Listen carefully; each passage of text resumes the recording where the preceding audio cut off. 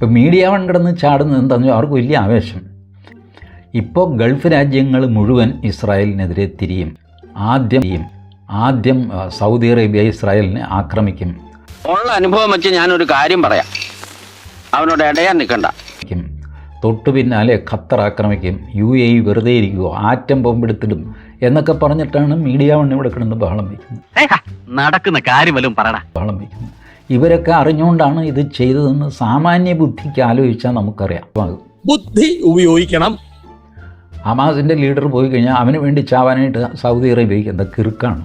ഒരു ഗംഭീര അടി നടത്തേണ്ടി വരും. കൂടെ ഞാൻ നിൽക്കില്ല. ഖത്തറിന് എന്താ കിറുക്കാണോ? ഖത്തർ നേരത്തെ മുതൽ ഇവർക്ക് അഭയം കൊടുത്തുപോയി അവർ അടിച്ചിൽ വീണ പോലെയാണ് ഖത്തർ എങ്ങനെയെങ്കിലും ഇതിന്ന് ഉരിയാമതെന്നും പറഞ്ഞാൽ അവരിയ്ക്കുന്നത്. താനുമായി ബന്ധമുണ്ടെന്നോ മറ്റോ പോലീസുകാർ അറിഞ്ഞാൽ എന്റെ ഭാവി അതോടെ അവതാളത്തിലാവും. അപ്പോ അനന്തൻ ഇവിടുന്ന് പോണം. പ്രഭാകരാ, ഇവര് തുരങ്കത്തിൽ കയറി ഒളിക്കും, അല്ലെങ്കിൽ ഖത്തറിൽ പോയി താമസിക്കും. ആണത്തുള്ളവന്മാരാണെങ്കിൽ നേരെ അടിച്ചു തീർക്കണം. ഖത്തറിൽ സേഫാണെന്നാണ് അവരുടെ വിചാരം. അതല്ല എന്ന് നെതന്യാഹു പച്ചയ്ക്ക് പ്ലെയിനായിട്ട് ആ പ്രസംഗത്തിൽ പറഞ്ഞു. അങ്ങനെ ആകെ ഉണ്ടായിരുന്ന ഒരു പിടിവള്ളിയും പോയി. പല സ്ഥലങ്ങളിൽ പോയി താമസിച്ച് ഇമ്മ്യൂണിറ്റി കിട്ടും എന്നാരും വിചാരിക്കരുത്. അതായത് ഹമാസ് തലവന്മാർ ഖത്തറിൽ, UAE, സൗദി അറേബ്യയിലൊക്കെ പോയി ഹോട്ടലിൽ താമസിക്കുക. പിന്നെ ഞാൻ എങ്ങോട്ട് പോകും? എങ്ങോട്ടെങ്കിലും പോടാ, നിന്നെ ഇതിനകത്ത് കണ്ടാൽ അത് മതി. അയാൾ വന്ന് എന്റെ കട കൂടി തല്ലി പൊളിക്കും. അപ്പോൾ സൗദി അറേബ്യ ഹോട്ടലാകുമ്പോൾ ഇസ്രായേലിനെ ആക്രമിക്കാൻ പറ്റില്ലല്ലോ.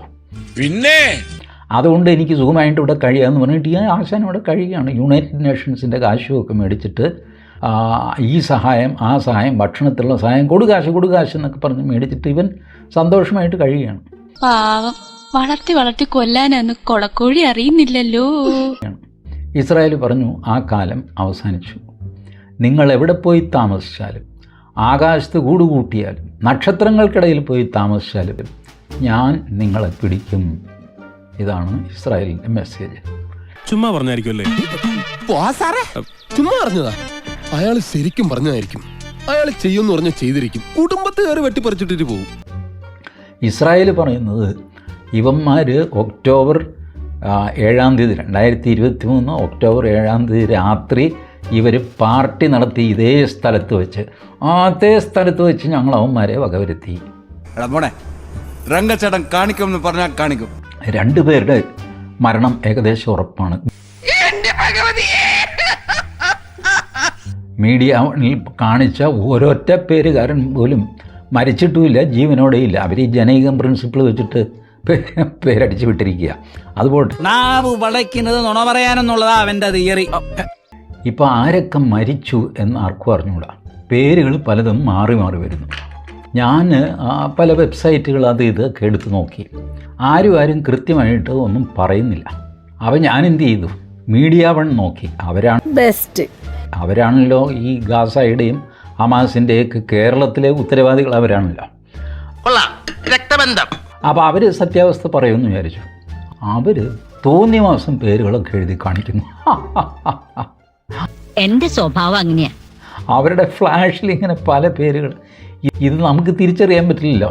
മുഹമ്മദ് അൽ ഹയ്യ, മുഹമ്മദ് അൽ ബാഷാം, അൽ ബാഷാമിൻ്റെ മകൻ, ബാക്കി മനോധർമ്മ പോലെ നടത്തണം, ബാഷാം എ മുഹമ്മദ്, ഇങ്ങനെയൊക്കെ പല പേരുകൾ നമുക്കിത് തിരിച്ചറിയാൻ പറ്റില്ല. നമ്മുടെ മീഡിയ വൺ നോക്കിക്കഴിഞ്ഞപ്പോൾ ഈ പേരുകളൊക്കെ ഹയ്യ ഹുയ്യ എന്നൊക്കെ പറഞ്ഞ് എഴുതി കാണിച്ച് ജനം ഇത് ഓർത്തിരിക്കാനും പോകുന്നില്ല, വാർത്ത കൊടുത്തുന്നുമായി. അപ്പോൾ ഞാൻ മറ്റ് ചാനലുകളൊക്കെ നോക്കി. മറ്റ് ചാനലുകൾ താഴത്ത് കൂടെ സ്ക്രോള് പോകുന്നേ ഉള്ളൂ. മീഡിയ വണ്ണിൽ വലിയ നെഞ്ചത്തടിയും നിലവിളിയൊക്കെ നടക്കുന്നുണ്ട്. സ്ത്രീകൾ, കുട്ടികൾ, ഗർഭിണികൾ, അതിൻ്റെ ഒരു ലൈൻ അതാ. എല്ലാ രാജ്യങ്ങളും ഇതിനെ അപലപിച്ചിട്ടുണ്ട് കേട്ടോ. പോപ്പ് വരെ അപലപിച്ചു എന്ന് മീഡിയ വൺ എഴുതി കാണിക്കുന്നു. അതെപ്പോ അതൊക്കെ ഉണ്ട് ആണോ? എന്നാ കണ്ടിന്യൂ.